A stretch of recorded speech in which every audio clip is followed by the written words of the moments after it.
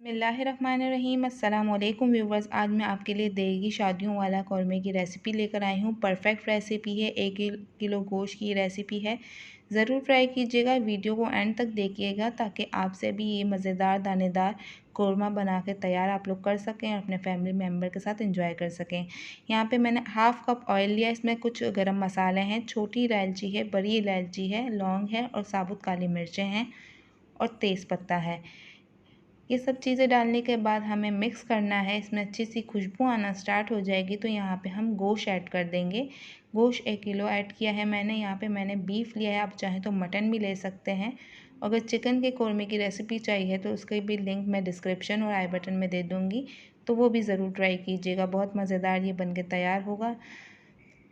इसको मिक्स करने के बाद यहाँ पे लहसुन अदरक का पेस्ट डालना है। 1 चम्मच लहसुन का पेस्ट है और 1 चम्मच ही अदरक का पेस्ट है। लहसुन अदरक के पेस्ट के बाद हमें एटलीस्ट 5 मिनट तक इसकी भुनाई करनी है ताकि इसकी जो गोश्त की रॉ स्मेल है वो निकल जाए। और कुछ स्पाइसेस ऐड करने हैं। इसमें नमक हस्बे ज़ायका है, आप अपने हिसाब से डालिएगा। 1 टीस्पून कश्मीरी लाल मिर्चें हैं, 1 टीस्पून रेगुलर लाल मिर्चें हैं। कश्मीरी लाल मिर्चें नहीं है तो रेगुलर लाल मिर्चों की क्वांटिटी आप डबल कर लीजिएगा। 1 टीस्पून पिसा हुआ गरम मसाला है, 1 टीस्पून पिसा हुआ धनिया है और हाफ़ टीस्पून हल्दी पाउडर है। ये स्पाइसेस मैंने ऐड कर दिए थे और सॉरी वो क्लिप मुझसे स्किप हो चुका है, वो मैं कैप्चर नहीं कर पाई, तो आप ये देख लीजिएगा। ये स्पाइसेस मैंने ऐड कर दिए हैं।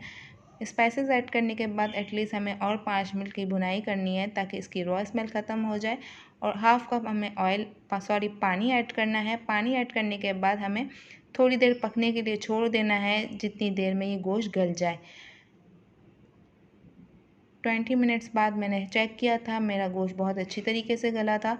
आप अपने हिसाब से देख लीजिएगा कि आपने जो गोश्त लिया है वो कितनी देर में गलता है।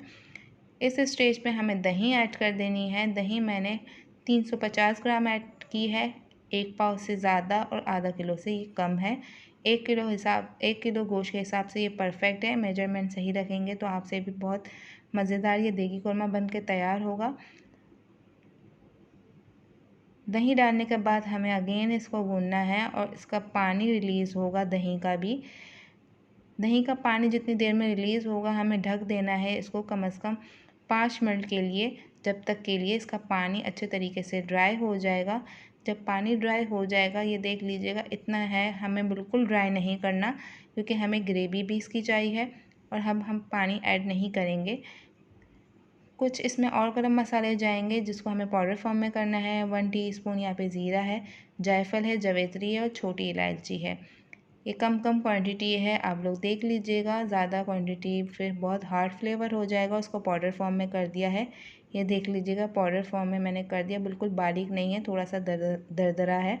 और उसको ऐड कर देंगे, इससे बहुत अच्छी खुशबू आएगी।